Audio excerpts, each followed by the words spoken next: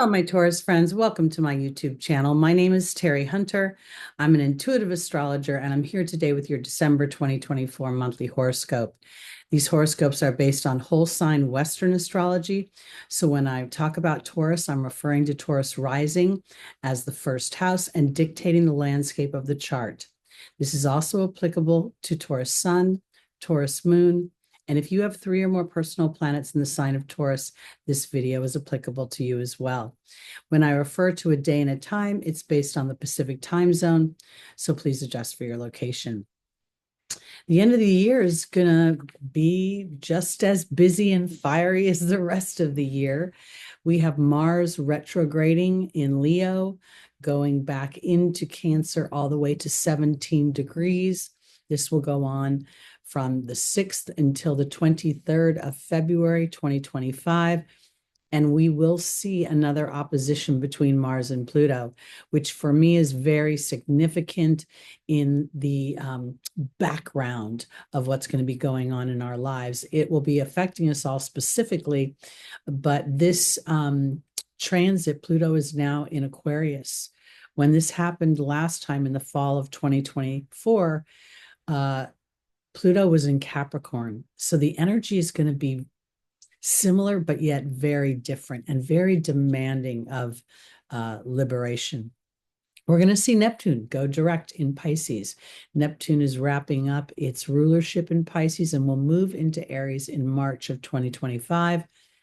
And then it will retrograde back into Pisces for the last time for, I think it's like 150 years. I'll have to check that.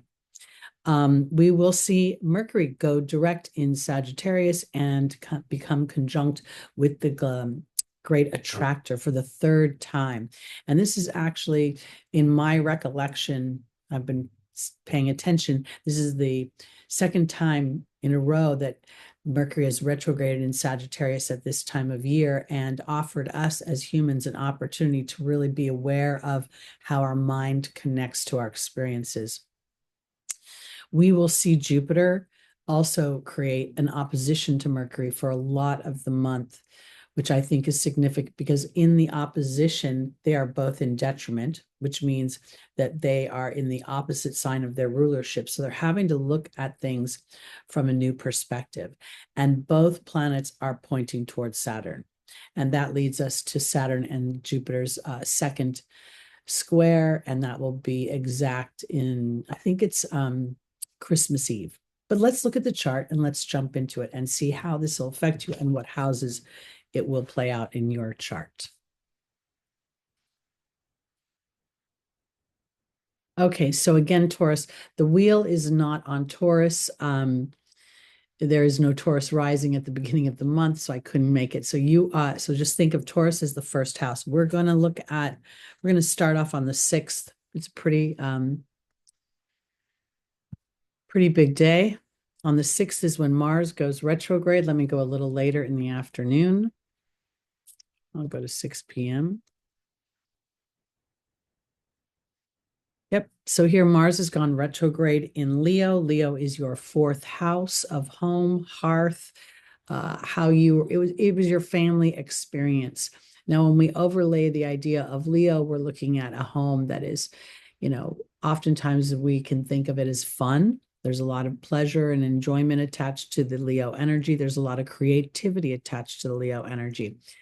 But as Mars retrogrades, we see that it is in a opposition to Venus, as Venus is wrapping up its journey through Capricorn, and Pluto. And for me, this is significant because it's referring to my self-worth and how I processed my family, how I feel about my public status, my career. The 10th house for you is Aquarius, and that is your house of career, public status. It could involve your career expanding in some ways via internet or technology, as Pluto will spend the next 20 years in your 10th house, completely renovating it and rebirthing it. But for now, what we're looking at is a deep psychological imprint of some kind that was created potentially here in the home life. Most people are imprinted in the first 5 years of their life. Now, Mars is powerful in Leo. It is fiery and passionate, and yet it's going to retrograde back into Cancer, and Cancer is your third house of communication. It's also the house that rules your teammates, your workmates, your communities, how you think, how you speak, how you learn. And then we overlay the Cancer energy. So we're going to feel, a real intuitive pull here, a real pull to nurture yourself at an authentic level. And this is really Pluto's good work. It may not feel good in its opposition, because when Mars moves back into your second house, your third house of Cancer, it's going to feel it's in fall. So where Mars is normally fiery and hot and wants to move forward, let's go, let's get it done, it has to slow down, and it has to be aware of the intuitions that are coming through, the emotional messages that are coming through. And Pluto is sending those messages so that Mars can start to build something on a really authentic level. Now, here at the 6th with Venus starting this opposition, this is going to go on for about another week. And while it could have something to do with money or potentially using your skills, to me, it feels like the self-worth it takes to use those skills. And I think this is further evidenced by Mercury is now retrograde at right on the galactic center within a degree. The great attractor. The great attractor is at 14 degrees of Sagittarius. And this is a point within the Sagittarian energy where, as you focus, you can draw in the resources, the people, the situations, the environments that foster the dreams that you want. So while Mars is brave in addressing whatever the fears are, whatever the psychological imprint, I'm not good enough, I don't have enough money, I'm too old, I think it's supported by the nodes as well, stretching for that individuality, being egoless to other people's opinions. When we look at the Aries and Libra axis, we're looking at the 6th and 12th house axis for you. Aries is your 12th house, and Libra is your 6th house. So for you, Taurus, this is supporting you, sort of reframing how you go about believing in yourself. That's really how I feel like it is. So let me go on to, I'm going to actually go to the 8th. And this is where we're going to see that Neptune turns direct late on the 7th, but I'm going to go to the 8th. Because we see, as Neptune has gone direct, Venus has moved into Aquarius. We have this growing opposition, and this is the third opposition that we're feeling between Mercury and Jupiter. And I think this is significant as well. Gemini is your second house. Again, your skills, your self-worth comes in play, your talents, your voice to speak. And then the Sagittarius is the 8th house. This is a money access. So as Mercury retrograded in Sagittarius, it had this conversation with Jupiter. And it's kind of funky because, they're both literally in the opposite sign of their rulership in detriment. So they're having to turn topsy-turvy to understand one another. Jupiter's got to come down from the mountain, from, the hill, to see how the real people live, talk, speak, and their everyday activities that thwart them from the bigger visions that Jupiter can see for them.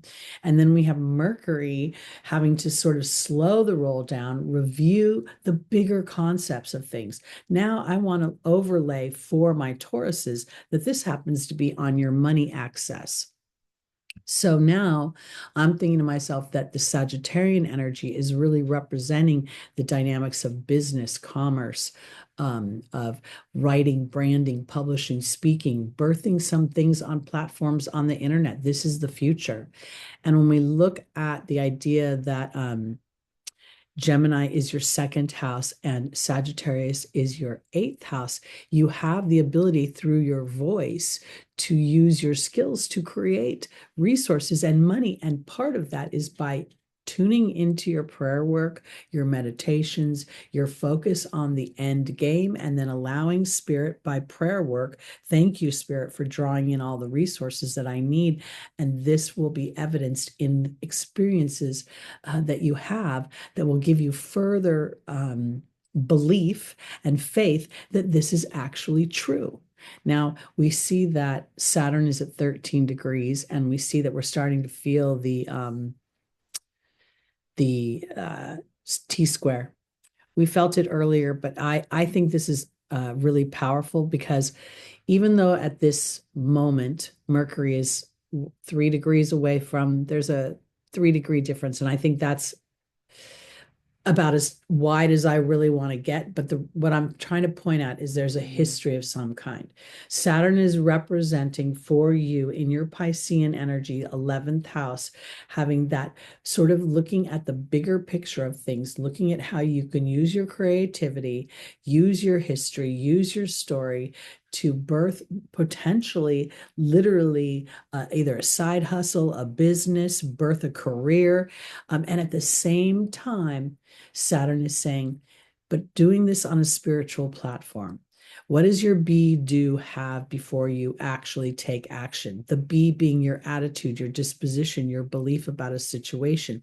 Because if it's based on an old history of lack or of scarcity, then we want to slow the roll and we want to align to abundance and expansion and wealth.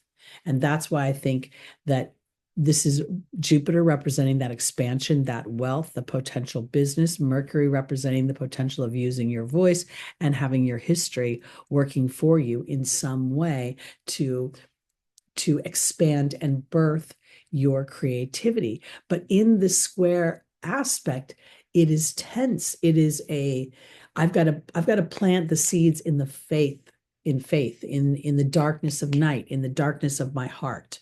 So I think that that's where the challenge really does come in. And again, Saturn is going to compel us all to create sustainable, endurable, practical in some way, a strong foundation. And when in Pisces, to me, that's very much a strong foundation with the divinity within my physical experience. On the 15th, we're going to have a full moon in Gemini. I'll do a separate video on that, but we'll also see Mercury go direct. I'm going to click on that. So we see Mercury now at 6 degrees is stationed to move forward again, and will very quickly come across that great attractor again and then book his way over to the galactic center. And when Mercury goes over the galactic center, this will be closer to the end of the year. Mercury will feel an opportunity to literally pose questions to the universe, and through inspired thought and meditation, you could get solutions to those questions that you are posing.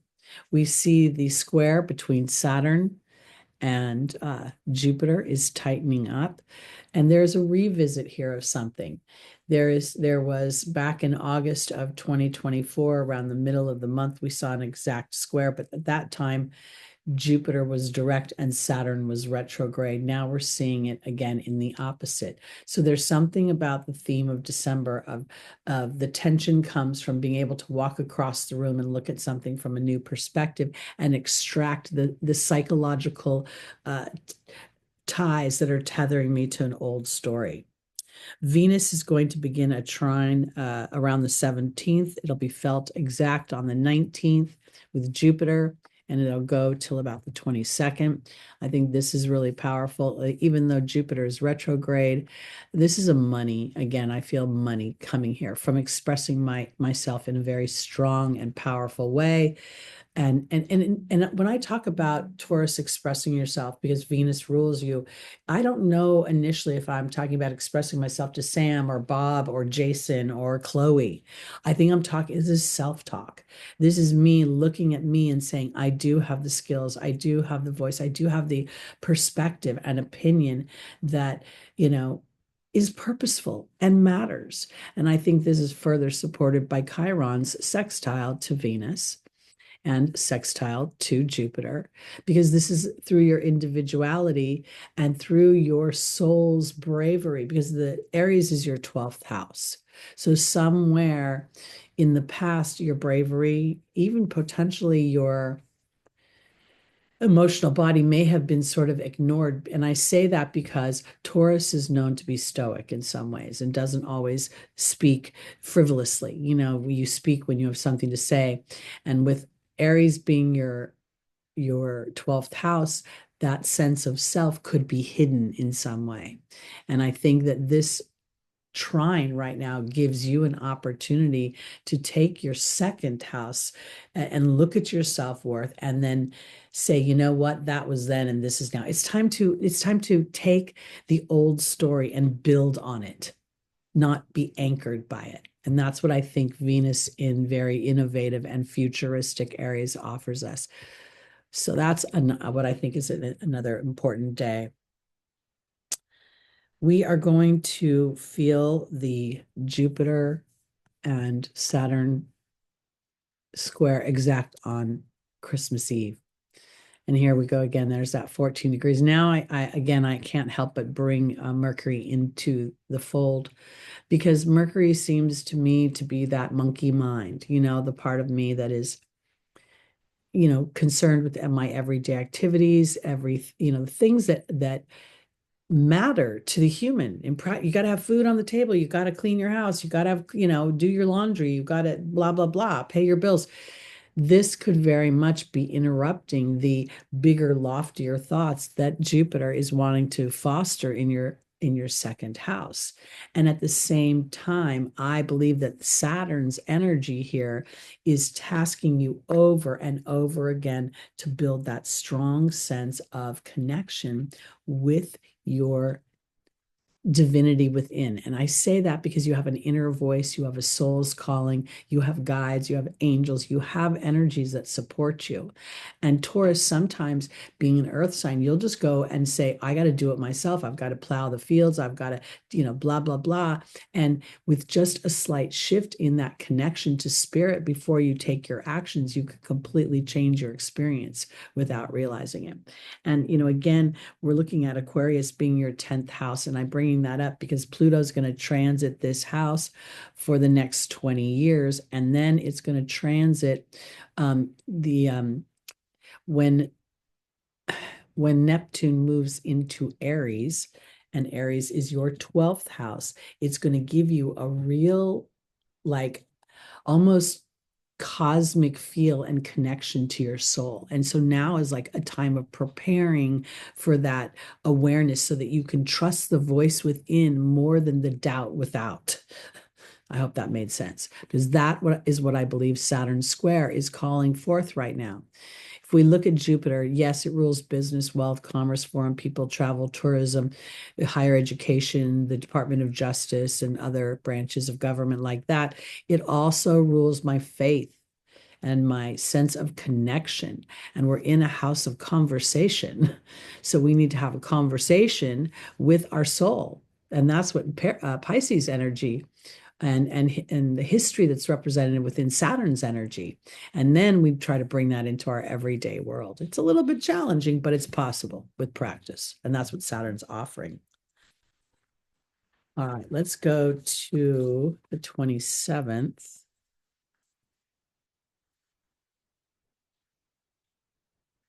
Now, here we see the nodes are they're preparing to change signs. I'll be doing a separate video on what it will be like to have the South Node in Virgo and the North Node in Pisces, which is going to be a pretty interesting year, because that's a very karmic access, has a lot to do with the practical human experience and then the soul's experience. So we'll be it'll be interesting. But I want to offer on this day, we see Mercury is in a very tight opposition. It almost feels sequential, 13, 14, 15. I kind of like the way this feels. So here something's coming together. It's clicking. Again, it's not an easy T-square. It's not an easy aspect, but it is a rewarding aspect, because as we are aware of the monkey mind, which we will never tame, So don't even try to tame the monkey mind. It's more about a refocus, expanding the monkey mind, expanding its opportunities through diligence and through hard work and through, honestly, through prayer and study, potentially studying spiritual concepts. And this will help that when the nodes change into your 11th and 5th house axis, because Virgo is your 5th house. Yes? Yeah. Okay. Now, the last day of the month is what I think is rough. I mean, really, really rough, because this is where we see Mars and Pluto in an exact opposition. But this time, and they've done this dance for months now, but this time Pluto is in Aquarius rather than Capricorn. And we see that the North Node and the South Node are on the world axis, with the North Node literally at the inception of life. And I think that these are songs that are playing in the background. So the big push-pull is Mars is wanting to really stand up and be a leader for himself, to stand up, and this again is your 4th house, Taurus. So something about creating a home or creating the kind of life and home and hearth and the traditions, and also that certain amount of self-expression and having fun. Now, Pluto in its opposition up here, moving into your 10th house, there could be something that has to do with work, or if you were in a stagnant career or you've been in a stagnant relationship, because the 10th house is also when you change status of any kind. Let's say you are childless and then you have a child, or you are single and then you get married. So something is going to shift for you. But the part of this is you're putting your intention out as to what direction you want to move in. At the end of the month, we have this very, I think, psychological stress. That's what this feels like to me. It's like Mars is sort of saying, I have this reason to be pissed off about this, or I have this reason to feel that I'm being held back in this way. And when Mars moves back into Cancer, it's going to be disempowered even more than it feels right now in the retrograde, because if Mars is having to go back and revisit. Mars wants to move forward, and not revisit things and not even feel them emotionally. Just keep going. Mars can't do that. And Pluto, who is really the heavy hitter here, is saying, if you keep moving the way you're moving on the psychological platform you're moving, you're going in the wrong direction. So an awareness of, oh my God, I always have thought this about myself. I'm not rich enough. I'm not pretty enough. I'm not smart enough. I'm not blah, blah. Whatever your I'm not is, Pluto is trying to break that up. And I believe that that was part of the conversation that was going on earlier in the month between Venus and Mars. So I think that this is a powerful way to end the month. And I also think that Mercury making this aspect to Chiron right now, still conjunct the still conjunct the great attractor, gives me an opportunity to find balance, because the 19th degree is that Libra degree. So as I pray for more peace in my monkey mind, that would be Mercury's challenging energy. And I look to see the bigger picture, and then I bravely assert myself and my skills into where I want to go. I can start to feel things moving in the direction I want to experience as a Taurus. So it's a real, I think the end of the month kind of comes out with a real bang, meaning it could be a challenge. We see also that Uranus is bringing up something in this square to Venus, and that's in your 1st house. You've been experiencing Uranus's transit since, I don't know, 2017. So you've been in a constant state of experiencing unexpected new things, including your talents and your skills, and finding maybe a lot of those skills, while they were birthed from something that might have felt uncomfortable, they are valuable beyond their conception. As I said that, I almost imagined like a farmer breaking ground, and how disruptive that might feel to the soil, and yet as it's aerated, it gets more sunlight, and whatever you plant in it has an opportunity to grow more strongly and rooted. And that's what I think is being offered for you. So let me stop my share. Overall, I think that the big enchiladas for the month are the Pluto-Mars opposition, which sings again like background elevator music in the background. And it's a discontent, it's an uncomfortable feeling, it's a feeling of foreboding in some ways. And then the square between Jupiter and Saturn with being augmented by Mercury's retrograde. That's another one that is playing in the background. So if you feel somewhat limited in this month, or things feel sort of obligatory, I really want to offer you time to, just a wee bit of time for Taurus to get out somewhere in nature, a park, taking a salt bath would even help. I know we don't think of that as Taurus, but you're the salt of the earth, and most of the earth is salt water. So let's not forget that. All right, that's it for me for December 2024. My name is Teri Hunter. I'm an intuitive astrologer, and I'm available for readings if you'd like to book something with me. My information is below. Just send me an email and I'll send you information. And please hit that notification bell so you'll know when new content comes out. And have a wonderful holiday season and happy 2025. I'll see you in January. Bye-bye.